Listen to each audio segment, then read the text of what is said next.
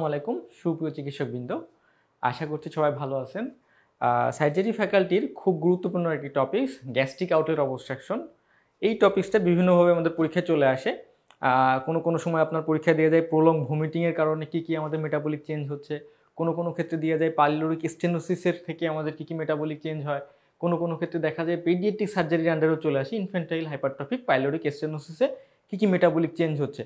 অথবা এরকমভাবে আসতে পারে একটা infantile hypertrophic pyloric stenosis patient আপনার কাছে আসছে, আপনি কোন মেটাবলিক অ্যাবনর্মালিটি তার মধ্যে সাসপেক্ট করবেন, ঠিক আছে।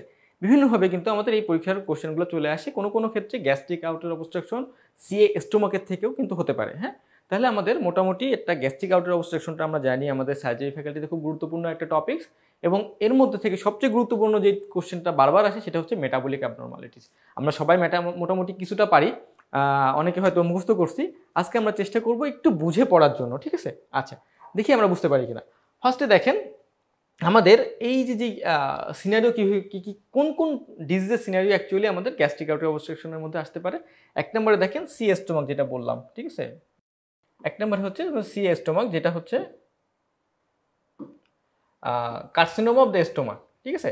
কার্সিনোমা স্টোমাকে কি হয়, আমাদের কাছে প্যাসেঞ্জার কিন্তু প্রেজেন্ট করে একদম দেখা যাচ্ছে যে এলডারলি এজে প্রেজেন্ট করে, আর new onset of dyspepsia, weight loss, vomiting, তাই না, প্রলং ভমিটিং, 1 মাস 2 মাস ধরে ভমিটিং, এরকম নিয়ে কিন্তু ওল্ড এজে পেশেন্টগুলো প্রেজেন্ট করতেছে। 2 নম্বরে দেখেন পাইলোরিক স্টেনোসিস। সাধারণত যাদের হচ্ছে প্রলং গ্যাস্ট্রিক আলসার থাকে তাদের ক্ষেত্রে কি হয়, কিছুদিন পরে গিয়ে পাইলোরিক স্টেনোসিস ডেভেলপ করতে পারে। হ্যাঁ, এটা নিয়ে প্রেজেন্ট করতে পারে। তাছাড়াও দেখেন এই যেটা বললাম ইনফ্যান্টাইল হাইপারট্রফিক পাইলোরিক স্টেনোসিস, সাধারণত 2 সপ্তাহ থেকে 6 সপ্তাহ বাচ্চা বা 8 সপ্তাহ বাচ্চাদের কিন্তু এরকম আপনাকে সিনারিও দিয়ে দেবে যে একটা বাচ্চা আপনার কাছে আসছে, মেল বেবি, সাধারণত ফার্স্ট বর্ন মেল বেবিদের ক্ষেত্রে ইনফ্যান্টাইল পাইলোরিক হাইপারট্রফিক স্টেনোসিসটা মোস্ট কমন পাইলোরিক স্টেনোসিস। কিন্তু আপনি যদি আপনাকে তাহলে সিনারিওতে এরকমই দিবে যে একটা আপনার কাছে বাচ্চা আসছে যার বয়স হচ্ছে 6 সপ্তাহ এবং মেল বেবি, সে ভমিটিং নিয়ে লাস্ট 3-4 দিন ভমিটিং নিয়ে আপনার কাছে প্রেজেন্ট করছে, সে প্রজেক্টাইল ভমিটিং করতেছে, তার মেটাবলিক কী অ্যাবনর্মালিটি আমরা পাবো, ঠিক আছে। এই একটা। আরেকটা কি একদম সরাসরি ডাইরেক্ট উল্লেখ করে দিতে পারে যে প্রলং ভমিটিংয়ের একটা পেশেন্ট আপনার কাছে আসছে, আপনি তার কী মেটাবলিক অ্যাবনর্মালিটি আপনারা সাসপেক্ট করতেছে। তাহলে এটা কি হতে পারে দেখেন, ফার্স্টে হচ্ছে হাইপোক্লোরেমিক মেটাবলিক অ্যালকালোসিস। হাইপোক্লোরেমিক মেটাবলিক অ্যালকালোসিস মানে কি, ক্লোরিন কমে যাচ্ছে, হাইড্রোজেন আয়নের তুলনায় বাইকার্বনেট আয়ন বেড়ে যাচ্ছে, অ্যালকালোসিস মানে, তাই না। আচ্ছা, তাহলে এটা কিভাবে হচ্ছে দেখেন, ফার্স্টে হচ্ছে আমরা জানি কি গ্যাস্ট্রিক যে কন্টেন্ট এর মধ্যে HCl থাকে, এবং HCl এর এটা হচ্ছে মোটামুটি কনসেন্ট্রেটেড HCl থাকে। তাহলে আপনার যখন HClটা আমরা ভমিট আউট করে দিচ্ছি তখন সরাসরি একটা এই যে HClটা এটা সরাসরি বের হয়ে যাচ্ছে, মানে হাইড্রোজেন কমে যাচ্ছে, ক্লোরাইডও কমে যাচ্ছে, ঠিক আছে। আচ্ছা, এরপরে দেখেন এই যে ক্লোরাইড কমে গেল, এরপরে দেখেন ডিহাইড্রেশন হচ্ছে, হাইপোভোলোমিয়া হচ্ছে, ঠিক আছে। ডিহাইড্রেশন হচ্ছে, হাইপোভোলোমিয়া হচ্ছে, এবং এই অ্যালকালোসিসের কারণে কি হচ্ছে, অ্যালকালোসিসের কারণে ক্যালসিয়াম, সার্কুলেটরি ক্যালসিয়াম আয়ন, আমাদের যেই ক্যালসিয়াম আয়নগুলো আমাদের প্লাজমা প্রোটিনের সাথে বাইন্ড করে থাকে, যখনই বডিতে অ্যালকালোসিস ডেভেলপ করে হাইড্রোজেন আয়নের ঘাটতি পড়ে, তখনই এই প্রোটিনগুলো কি করে, এটা ক্যালসিয়ামটাকে ধরে দুইটা হাইড্রোজেন ছেড়ে দেয় একটা ক্যালসিয়ামের, যেহেতু ক্যালসিয়াম আমরা জানি ক্যালসিয়াম হচ্ছে আমাদের দুইটা আয়ন, ক্যালসিয়ামে কি আমরা জানি দুইটা আয়ন থাকে, তাই না। তাহলে একটা ক্যালসিয়ামের বিনিময়ে দুইটা হাইড্রোজেন ছেড়ে দেয়, ফলে যেহেতু আমাদের বডিতে অ্যালকালোসিস হয়েছে, এই অ্যালকালোসিসটাকে আপনার কম্পেনসেটেড করার জন্য কিন্তু প্লাজমা প্রোটিনগুলো হাইড্রোজেন আয়নগুলোকে ছেড়ে দিচ্ছে, এবং এর পরিবর্তিতে কি হচ্ছে, ক্যালসিয়াম আয়নগুলোকে কিন্তু ওরা ধরে ফেলতেছে, ঠিক আছে। যখনই ক্যালসিয়াম আয়নকে ধরে ফেলতেছে বা বাইন্ড করে ফেলতেছে, তখনই কিন্তু আমাদের এই যে টিটানি ডেভেলপ করতেছে, ঠিক আছে, টিটানি ডেভেলপ করতেছে, ঠিক আছে। তাহলে আমাদের কিভাবে ক্লোরাইড কমলো, কিভাবে ক্যালসিয়াম কমলো আমরা বুঝতে পারলাম, ঠিক আছে। এরপরে দেখেন আরেকটা কি হতে পারে, আরেকটা হতে পারে হচ্ছে হাইপোক্যালেমিয়া। এটা খুব মজার, দেখেন হাইপোক্যালেমিয়া। হ্যাঁ, এটা একটু বোঝার জিনিস আছে। আমরা জানি আমাদের গ্যাস্ট্রিক কন্টেন্টের মধ্যে কিন্তু আমাদের এই যে পটাশিয়ামের যে কনসেন্ট্রেশনটা থাকে আমাদের নর্মাল ব্লাডের থেকে প্রায় 3 টাইমস, হ্যাঁ 2 to 3 টাইমস কিন্তু গ্যাস্ট্রিক কন্টেন্টে পটাশিয়ামের কনসেন্ট্রেশন থাকে। তাহলে আমরা যখন বমি করতেছি তখন সরাসরি কিন্তু আমরা পটাশিয়ামটাকে বের করে দিচ্ছি, 1 নম্বর কথা, ঠিক আছে। দেখেন যে সরাসরি আমরা পটাশিয়ামটাকে বের করে দিলাম। এরপরে কি হচ্ছে, অ্যালকালোসিসের কারণে কি হচ্ছে দেখেন, অ্যালকালোসিসের কারণে একটা সেলের ভিতর থেকে একটা হচ্ছে আমাদের হাইড্রোজেন আয়ন বের হয়ে যাচ্ছে, ঠিক আছে। একটা হাইড্রোজেন আয়ন বের হয়ে যাচ্ছে ইন এক্সচেঞ্জ অফ পটাশিয়াম, ঠিক আছে। তাহলে এইখানে পটাশিয়াম আয়নটা ঢুকে যাচ্ছে এবং একটা হাইড্রোজেন আয়ন বের হয়ে যাচ্ছে। যেহেতু আমার বডিতে অ্যালকালোসিস আছে, আমার কি দরকার, আমার বডিতে হাইড্রোজেন আয়ন দরকার। সেই হাইড্রোজেন আয়নটা কিভাবে আসতেছে, একটা পটাশিয়ামের বিনিময়ে আসতেছে, ঠিক আছে। পটাশিয়ামটা কি হচ্ছে, সেলের ভিতরে ঢুকে যাচ্ছে। তাহলে এইভাবে কিন্তু আমাদের পটাশিয়াম কি হলো, আমাদের সার্কুলেশন থেকে পটাশিয়ামটা কমে গেল। 2 নাম্বার। 3 নম্বরে দেখেন আমাদের রেনিন অ্যালজিওটেনসিন অ্যালডোস্টেরন সিস্টেম যেটা আছে, আমরা জানি ডিহাইড্রেশনের কারণে কিন্তু আমাদের রাশ যেই সিস্টেমটা এটা অ্যাক্টিভেট হয়ে যাচ্ছে।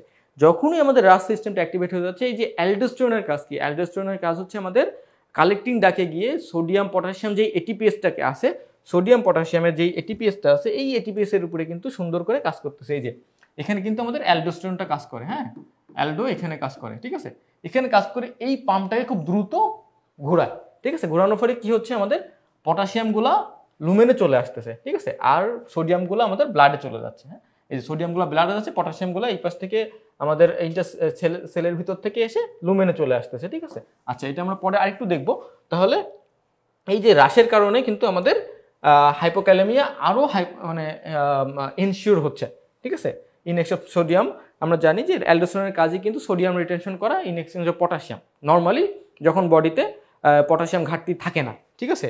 এটা বলতেছি কারণ এটা আরেকটা আমি পরে বলতেছি। দেখেন এরপরে প্যারাডক্সিক্যাল অ্যাসিডিউরিয়া, এই টার্মটা আমরা খুব পরিচিত, বা আমরা কয়েকবারই সার্জারিতে যখনই বেলি ল্যাব খুলি দেখা যাচ্ছে যে, এবং আমাদের সার্জারি ছাড়া কিন্তু এই টার্মটা শুনতে চাই যে গ্যাস্ট্রিক আউট অবস্ট্রাকশনে প্যারাডক্সিক্যাল অ্যাসিডিউরিয়া কীভাবে হচ্ছে।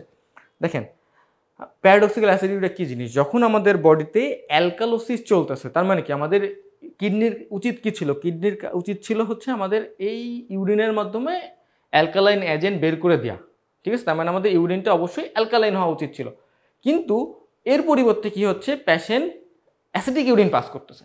তার মানে কি আমাদের বডিতে এমনি আছে অ্যালকালোসিস, আমাদের হচ্ছে এরপরে কিডনি আরও অ্যাসিডিক ইউরিন বের করে দিচ্ছে। একটা আমরা বমির মাধ্যমে অ্যাসিড বের করে দিচ্ছি, আবার কিডনি কি করছে, ইউরিনের মাধ্যমে বের করে দিচ্ছে। তার মানে কি এই যে অ্যালকালোসিসটা আরও বেশি ডেভেলপ করলো, তাই না।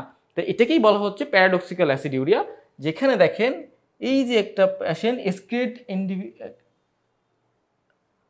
Acidic urine, patient acidic urine excrete করবে in spite of presence of metabolic alkalosis, ঠিক আছে। আচ্ছা, তাহলে কখন হবে, যখন এই যে হাইপোক্যালেমিয়া এবং অ্যালকালোসিস, মেটাবলিক অ্যালকালোসিস একসাথে থাকবে।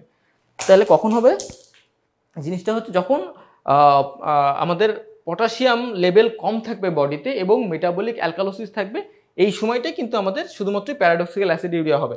কীভাবে হবে দেখেন, যখন বডিতে পটাশিয়াম আয়ন কম, আমাদের পটাশিয়ামের সবচেয়ে ভালো বন্ধু কিন্তু হাইড্রোজেন, ঠিক আছে, তখন কালেক্টিং ডাকে এই যে পটাশিয়াম যেটা ছিল, পটাশিয়ামটাকে যেহেতু শরীরে কম, পটাশিয়ামের পরিবর্তে হাইড্রোজেনটা এক্সক্রিয়েট হয়, ঠিক আছে।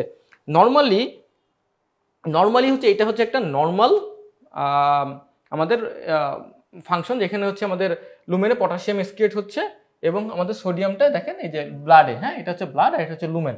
তাহলে ব্লাডে সোডিয়ামটা রিটেনশন হচ্ছে, ঠিক আছে, রিঅ্যাবজর্পশন, সোডিয়ামটা রিঅ্যাবজর্পশন হচ্ছে ব্লাডে, এবং আমাদের পটাশিয়ামটা লুমেনে এক্সক্রিয়েট হচ্ছে, ঠিক আছে, পটাশিয়ামটা আমাদের লুমেনে এক্সক্রিয়েশন হচ্ছে। এটা হচ্ছে নর্মাল ফেনোমেনন। কিন্তু যখন বডিতে হাইপোক্যালেমিয়া থাকবে, মানে পটাশিয়াম লেভেল অলরেডি কম, তখন এই যে এই পাম্পটা তো অ্যালডোস্টেরন অলরেডি চালাচ্ছে, হ্যাঁ এটা তো ঘুরতেছে, মানে পটাশিয়াম আপনার ইন্টেস্টাল সেলে আসতেছে, কালেক্টিংটাকে সেলগুলোতে আসতেছে, সোডিয়াম আমাদের ব্লাডে যাচ্ছে। কিন্তু যেহেতু পটাশিয়াম কম, এই যে লিকি চ্যানেল আছে, হ্যাঁ এগুলো হচ্ছে লিকি চ্যানেল, এখানে হচ্ছে আপনার লিকি চ্যানেলের মধ্যে পটাশিয়াম আবার ব্লাডে ফিরে যাবে, কিন্তু আমাদের এই যে পটাশিয়ামের ঘাটতি চলে যাচ্ছে লুমেন থেকে, এইটাকে আমাদের হাইড্রোজেন নিজেকে স্যাক্রিফাইস করবে, এটাকে বলা হয় ব্যারিং ইফেক্ট অফ পটাশিয়াম, ঠিক আছে। তাহলে এর মাধ্যমে আমাদের এই যে দেখেন হাইড্রোজেনটা আমাদের কি লুমেনে চলে আসলো না, হাইড্রোজেন লুমেনে চলে আসতেছে, লুমেনে এখান থেকে কি অ্যাকচুয়ালি এটা হচ্ছে আমাদের ইউরিন, তাই না, এখানে আমাদের ইউরিন ফর্ম হচ্ছে। তাহলে এই যে ইউরিনের মাধ্যমে আমাদের হাইড্রোজেন আয়নগুলো বের হয়ে গেল, তাহলে এটাই হচ্ছে আমাদের মেটাবলিক, এটা হচ্ছে আমাদের প্যারাডক্সিক্যাল অ্যাসিড ইউরিয়া, মানে অ্যাসিড ইউরিয়া হচ্ছে, ঠিক আছে। তাহলে মোটামুটি এইগুলা হচ্ছে আমাদের গ্যাস্ট্রিক আউটলেট অবস্ট্রাকশন বলেন, প্রলং ভমিটিং বলেন, এর ক্ষেত্রে আমাদের মেটাবলিক চেঞ্জগুলা, ঠিক আছে। সবাইকে অসংখ্য ধন্যবাদ, কোনো কোশ্চেন থাকলে করতে পারেন।